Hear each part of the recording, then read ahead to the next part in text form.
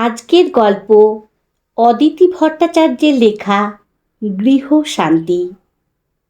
পার্থ এমনিতে যথেষ্ট ভদ্র ভালো ছেলে, কিন্তু তার একটা খারাপ স্বভাব আছে।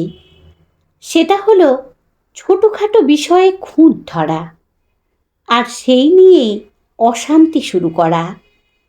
পার্থর এই স্বভাবের জন্য তার মা আগে অনেক অশান্তি ভোগ করেছে। এখন তার বউ মিঠু সেই অশান্তি ভোগ করছে। একদিন পার্থ অফিসে যাওয়ার পর মিঠু তার শাশুড়িকে বলল, মা, আপনার ছেলের এই খুঁত ধরা স্বভাবের জন্য আমি মনে হয় পাগল হয়ে যাব। কোনোদিন ও বলে লুচিগুলো ঠিক ফোলেনি, কোনোদিনও বলে তরকারিতে ঠিকমতো লবণ হয়নি, অথচ আপনি আর বাবা কত খুশি হয়ে সেই রান্না খান। উত্তরে শাশুড়িমা বলেন, আমার পোড়া কপাল রে, ঠিক একইভাবে আগে ওর বাবা জ্বালাতো, তারপর শুরু হলো ছেলের জ্বালাতন। তখন ওর বাবা ছেলেকে সামলাতে গিয়ে শুধরে গেল। আমি আজীবন সহ্য করে এলাম, এবার তোকে জ্বালাচ্ছে। মিঠু বলল, আপনি যদি একটু সাহায্য করেন তবে আমি আপনার ছেলেকে শুধরে দেব। শুনে শাশুড়ি তো মহা খুশি। রাতে খেতে বসে পার্থ বলে উঠল, বিচ্ছিরি হয়েছে রান্না, এই দিয়ে খাওয়া যায় না। এই শুনে শাশুড়ি বউয়ে লেগে গেল তুমুল ঝগড়া। দুজনে দুজনকে রান্না খারাপ হওয়ার জন্য দোষারোপ করতে লাগলো। পরের দিন দুজনেই কথা বলা বন্ধ করে দিল আর বলল, আগে তাদের একে অপরকে দোষ স্বীকার করতে হবে, তাহলেই কথা বলবে, রান্না করবে। জেদ ধরে বসে রইল শাশুড়ি বউ দুজনেই। পার্থ আর কি করবে, না খেয়েই অফিস গেল। অফিসের ক্যান্টিনে খেতে খেতে ভাবল, আহা, বাড়ির রান্না কত সুন্দর। এদিকে পার্থ অফিস বেরিয়ে যেতেই মিঠু ভালো মন্দ রান্না করে শ্বশুর শাশুড়িকে খেতে ডাকল। শ্বশুরমশাই এসব প্ল্যানের বিন্দু বিসর্গও জানতেন না। তিনি দিব্যি খেয়ে দিয়ে উঠে গেলেন। কিন্তু শাশুড়ি মায়ের চোখে জল। বলে উঠলেন, আজ প্রথম ছেলেটা না খেয়ে অফিস গেল।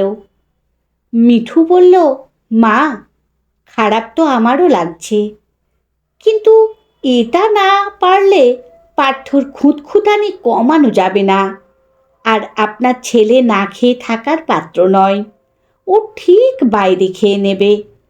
আর বাইরে অনেক দিন খেলেই ঠিক জব্দ হয়ে যাবে, বুঝবে বাড়িতে কত ভালো খাবার খায়, কত শান্তিতে থাকে।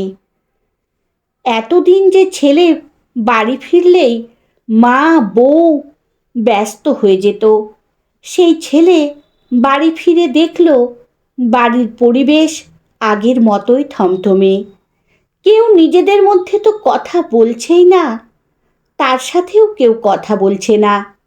জীবনে প্রথম পার্থর নিজেকে দোষী মনে হলো গত রাতে সে ওভার রিয়েক্ট করেই বাড়ির সুন্দর পরিবেশটা নষ্ট করে ফেলেছে। খুব নরম সুরে মা আর বউয়ের রাগ ভাঙানোর চেষ্টা করতে লাগলো।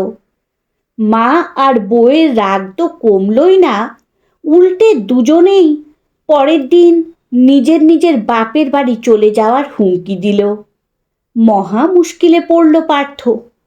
রান্নাঘরে গিয়ে নিজেই রাতের খাবার বানানোর চেষ্টা করল।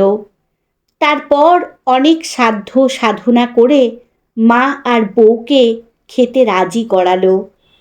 পার্থ খেয়ে বুঝল সে নিজে পৃথিবীর জঘন্যতম রাঁধুনি, অথচ বাড়ির সবাই কত সুন্দরভাবে নিন্দা না করে সেই খাবার খেয়ে উঠে গেল। প্রতিদিন বাথরুমে চান করতে গিয়ে বাথরুম নোংরা বলে চিৎকার করে পার্থ, অথচ বাথরুম যথেষ্ট পরিষ্কারই থাকে। আজ কিন্তু বউ বা মা কেউই বাথরুম পরিষ্কার করেনি। চিৎকার না করে অশান্তি এড়াতে পার্থ নিজেই বাথরুম পরিষ্কার করতে গিয়ে বাঁধল বিপত্তি। পা পিছলে মুখ থুবড়ে পড়ল। ব্যাস, রাগ, অভিমান, অভিযোগ ক্যান্সেল করে মা বউ দুজনে লেগে গেল পার্থর সেবায়। দুজনেই বাপের বাড়ি যাওয়ার কথা বেমালুম ভুলে গেল। পার্থ মনে মনে ভাবল, একটু ব্যথা পেলেও মা আর বউয়ের মধ্যে ভাবটা তো হলো। গৃহশান্তিটা বজায় থাকলো। গৃহশান্তিটা যে কতটা জরুরি সেটা পার্থ ভালোই বুঝল। পার্থর খুঁতখুঁতে স্বভাবটাও ম্যাজিকের মতো উধাও হয়ে গেল। এদিকে মিঠু তার শাশুড়িকে ডেকে বলল, দেখলেন তো কেমন আপনার ছেলেকে শুধরে দিলাম। অবশ্য আপনি না থাকলে আমি একা এত সহজে এ কাজ করতে পারতাম না বলে শাশুড়ি বৌমা দুজনেই হেসে উঠল।